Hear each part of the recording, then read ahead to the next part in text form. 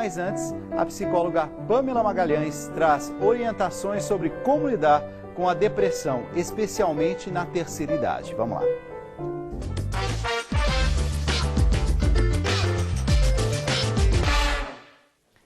Depressão na terceira idade. Pamela Magalhães, muito boa noite. Boa noite, Delcides. Boa noite para você que está nos assistindo. A gente fala sobre depressão, a gente já entende o conceito. Recentemente a gente fez um programa específico sobre essa temática. Mas quando a gente fala depressão na terceira idade, deve ter algumas características específicas. Sim. Então, primeiro é importante lembrar o que é depressão para quem está assistindo, né, Dalcis? Mal do século. A gente vive aqui um mundo contemporâneo, um nível de estresse tão grande. Então, quando esse estresse ele vai se tornando crônico, a gente tem aquela tristeza que não passa. Tem muita gente que confunde depressão, Dalcides, com tristeza. Tristeza faz parte. Às vezes a gente está ali, fica triste porque, né, fez um negócio, não deu certo, perdeu alguém muito querido, mas essa tristeza ela vem, aos poucos ela vai passando, a gente vai se adaptando com essa realidade, enfim, ela some. Agora, a tristeza da depressão, ela é uma tristeza crônica, que não passa, que vai cada vez mais se agravando, caracterizada por baixas. Né? Então a gente tem baixa de concentração, baixa de libido, problemas de sono, ou muito sono, ou pouco sono, mais um sono principalmente, que não descansa, sabe, Dalcides? Tem gente que dorme, não quer sair da cama, mas sempre está cansado, uma baixa de energia muito grande, uma falta de ânimo para fazer aquelas atividades que eram tão comuns do dia a dia. No idoso, o que acontece? Problemas, por exemplo, muitas dores de cabeça, dores na articulação, problemas de apetite também aparecem. Mas a questão principal é que muitas vezes a gente confunde os familiares em função dessa questão da demência. A gente fala assim, isso é coisa de idoso, isso é uma demência. E na verdade se trata de uma depressão. Por isso que é muito importante esse diagnóstico. Porque o idoso começa com os esquecimentos e a gente associa com alguma síndrome, né, ou essa questão da demência, e não necessariamente. Pode estar sendo realmente acometido pela depressão. Ele está meio tristinho, mas é o negócio da idade, né? A idade está chegando. A gente vai se acostumando um pouco com as coisas. Rotula dessa forma, né? Rotula dessa forma e às vezes até por uma certa falta de conhecimento.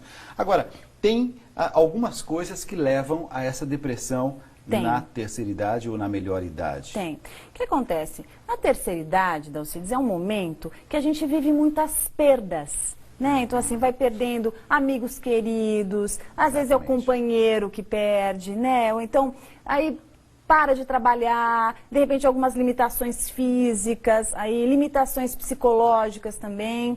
E tudo isso vai levando a esse desânimo. Parece que a vida vai perdendo sentido. Então, quem se vê nessa situação, o mesmo familiar que vê o pai, que vê a tia, que vê a irmã passando por uma situação dessa, é muito bacana que acolha. Além de, obviamente, procurar uma ajuda medicamentosa, tem que também tentar ajudar, tentar animar, procurar se reinventar, fazer atividades gostosas, porque um elemento, um fator que prejudica demais em função da depressão é a baixa autoestima. Porque quando a gente tem esse sentimento de inutilidade, né, a sensação que, não é útil para nada, não consegue mais fazer nada direito, então de repente a gente tem uma pessoa que foi esportista a vida inteira, e aí ele tem um problema no joelho e não consegue mais andar, e começa a ter uma questão de artrose, e aí não consegue fazer as atividades que antes faziam tanto sentido. Exato. Então, é uma somatória de limitações. E aí, precisa do quê? Precisa lidar com a sabedoria, com essa capacidade de criatividade, de novas atividades que possam fazer algum sentido na vida. Precisa encontrar um sentido de vida. Pamela, inclusive, eu estava pensando nesses dias, né, algumas perdas que as pessoas vão tendo, né, que a gente vai tendo ao longo da vida, mas de forma especial quem chega aí na melhor idade, algumas perdas muitas vezes são muito mal trabalhadas. Muito mal elaboradas. E também descobri uma coisa, que às vezes quem está olhando de fora não tem a sensibilidade que a dor do outro é do outro. Exato. Às vezes ele fala, não, mas é que o meu cachorrinho morreu. Alguns anos atrás, eu não tinha sensibilidade. Eu dizia, não, mas um cachorro é só um cachorro. Não, para ele é muito importante. Claro. Essa capacidade de entender a dor do outro e não querer ficar medindo. Essa dor vale, essa dor não vale. Na verdade, você está falando algo muito importante, que você fala da empatia, né, da capacidade de eu entender que, de repente, aquilo para mim não dói tanto, certo, mas para o outro dói. Claro. Então, a gente não tem que desvalorizar um sentimento que é do outro. E uma coisa que é importante, eu sempre digo, parar com essa mania de querer impedir que o outro sofra. Não, para com isso porque você tem isso. Olha, tem gente pior que você. Olha, você está reclamando disso, mas tem gente que não tem isso, isso, isso. Cada um sabe aonde dói, né? Cada um sabe aonde está dolorido. Então, não subestime a dor do outro, acolha. Dê espaço para o outro viver. Então, se o outro está sofrendo por uma coisa que você acha muito pequena, deixa o outro, dá um pouco de colo, né? Empresta teu ombro, empresta a tua escuta, porque de repente o teu parceiro ou a tua mãe, né? A pessoa idosa está ali sofrendo por alguma coisa, ela só quer ser acolhida, ela só quer ter um espaço ali para poder ter um conforto, né, Dalcides, daquela dor. Falando em espaço para poder ter um conforto, a gente descobriu aqui em São Paulo um lugar que acolhe as pessoas idosas. Ai, que ótimo! E esse lugar tem, assim, algumas coisas que eu não vi em lugar nenhum ainda. E são coisas fascinantes. A gente vai conhecer agora essa experiência. Vamos ver. Vamos lá. Oferecer qualidade de vida na terceira idade. Esta é a proposta deste centro-dia para o idoso. Eles não moram aqui, mas o ambiente é tão aconchegante que faz esses senhores e senhoras se sentirem em casa.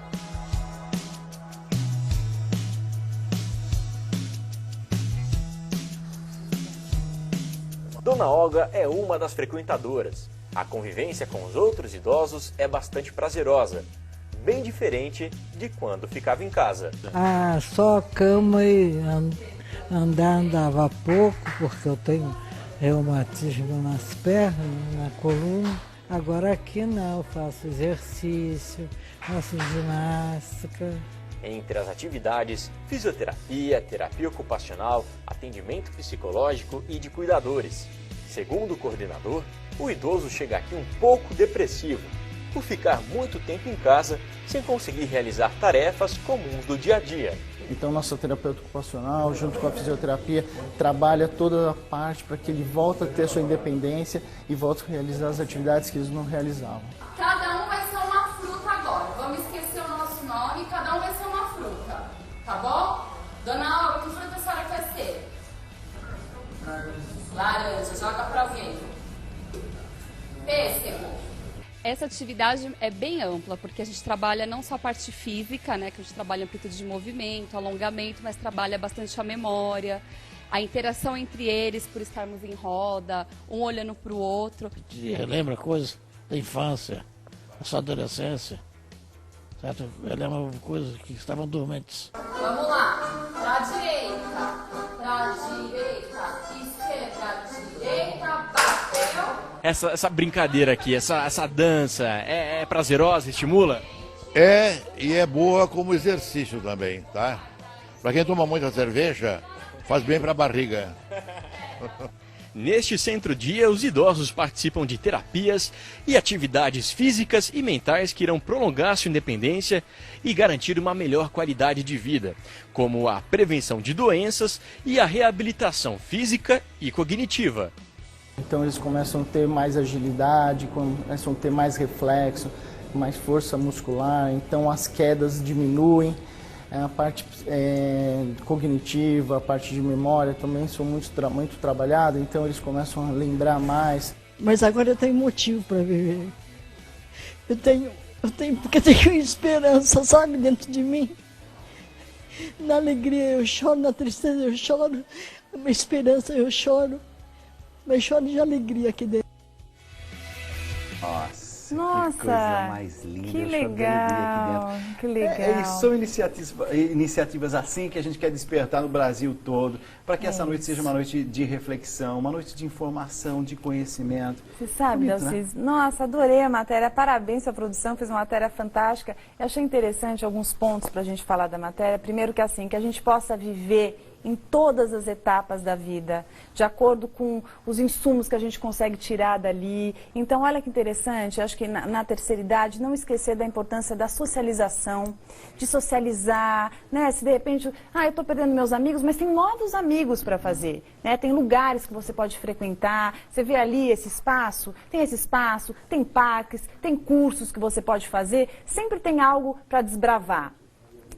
O que acontece? Quando a gente é acometido pela depressão, Dalcides, ela só encontra a morada, primeiro porque você tem ali uma predisposição orgânica, né? Segundo, que alguma questão que você está vivendo, que está muito difícil na tua vida, faz com que essa patologia desencadeie. Principalmente quando a gente fica muito entristecido, a nossa imunidade ela cai.